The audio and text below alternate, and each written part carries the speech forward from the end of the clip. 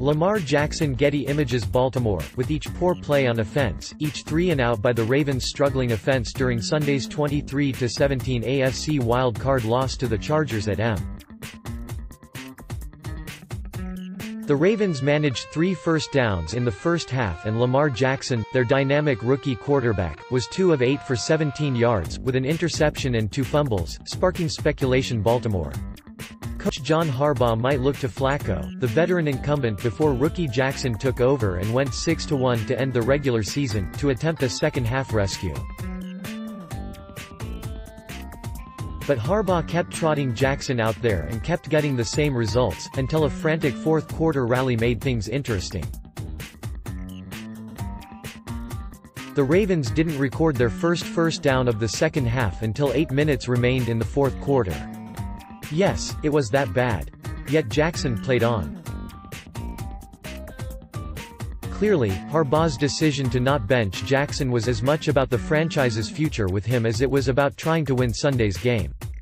Harbaugh was uncomfortable talking after the game about his decision not to insert Flacco, and his players were, too.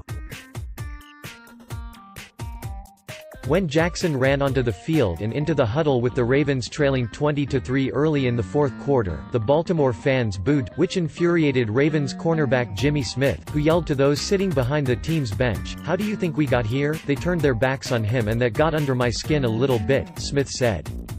Asked if he was disappointed with the fans' reaction, safety Eric Weddle said, "I'm not answering a question about that, so ask me something worth talking about." "He's the future," Weddle said. "He'll come back 10 times better than he was this year. For what he did and the belief he gave not only our team but our city and this organization is pretty special. He's going to be a great one. I can't wait to see where his career ends up." There was one point in the second half when Flacco stood next to Harbaugh talking. Harbaugh declined to go into detail about what he and Flacco talked about, saying only, "We were just talking about all those possibilities. I'm not going to go into what was said and what was not said. I can assure you we were considering putting Joe into the game. That was part of the conversation.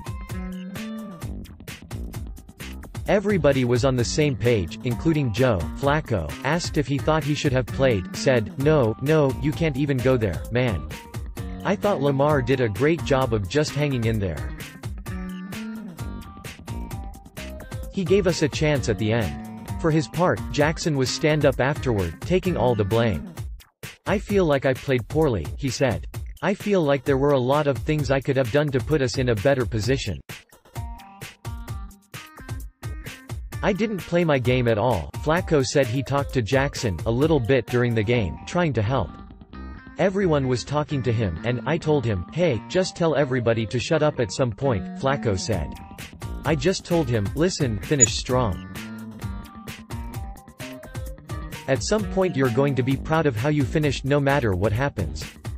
This is all part of it, dealing with the situation now.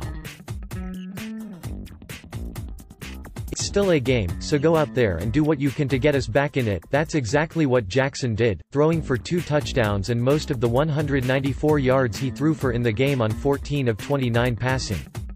The 2 Jackson TDs cut a 23-3 deficit to 23-17, with the Ravens having a chance at the end to win. It, of course, was too little too late.